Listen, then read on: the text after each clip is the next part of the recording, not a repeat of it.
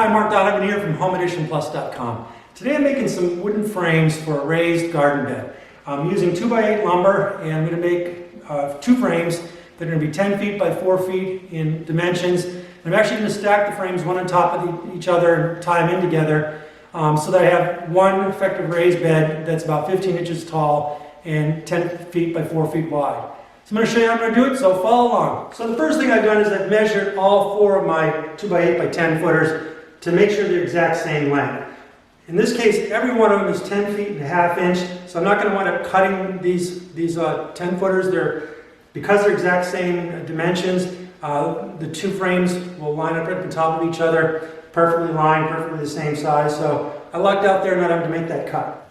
Okay, now I'm going to cut my 8-footer so I can have two halves that are 4 foot long to make the ends of my raised bed frame.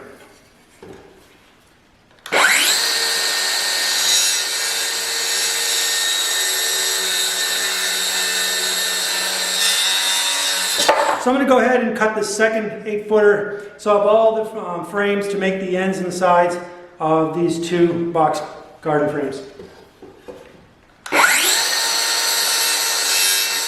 Okay, I've gone ahead and I've laid out the lumber into the basic frame structure. The 4-footers are basically end caps to the two 10-footers. And I'm going to now fasten them together using exterior decking screws.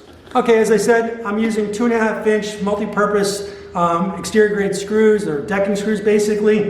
They're going to be perfect for tying this frame together. I'm also using a screw gun with a drill bit to drill some pilot holes into the lumber so I can mitigate the risk of splitting the lumber on the end as I fasten the pieces together. Okay, now I'm fastening the two ends together with the screws.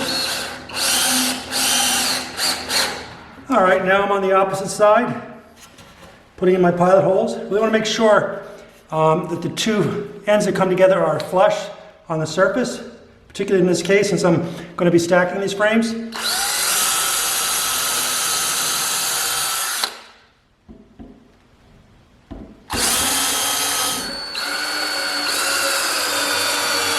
Alright, and for the final corner, we got a little bit of a twist in this board, so I'm going to have to pull this in here before I tighten it up.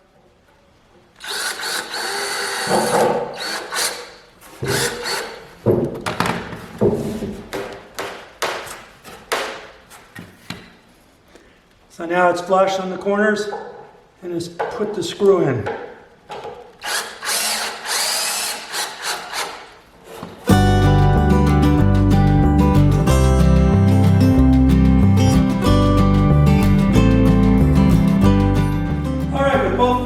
Now complete, I'm going to stack one of them on top of the other here. See how they line up.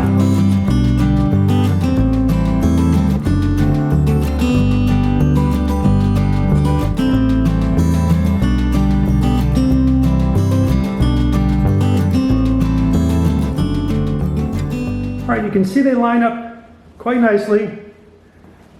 There's a little bit of warpage in these 2x8s, but not a lot. And I'm going to straighten that problem out here in just a minute. I'll show you how. Alright, so what I've done is I've taken a 4x4, cut it into 14.5-inch lengths, and I placed it in every corner of the box.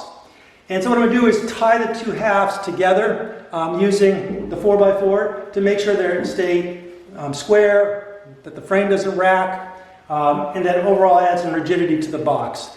Similarly, about halfway down, I've added two 2x4 pieces, again 14.5 inches in length, and we're going to fasten them onto the box frames, again so that the boxes don't bend out in any particular way and it all looks smooth the whole length of the 2x10s.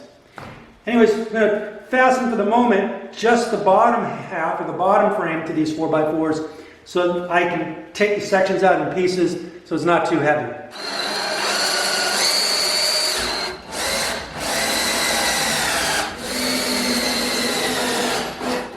Okay, my garden frame box is done. I left the upper half unattached for my 4x4 corners. So again, that I have a little bit less weight to deal with when I go to move this out into my garden.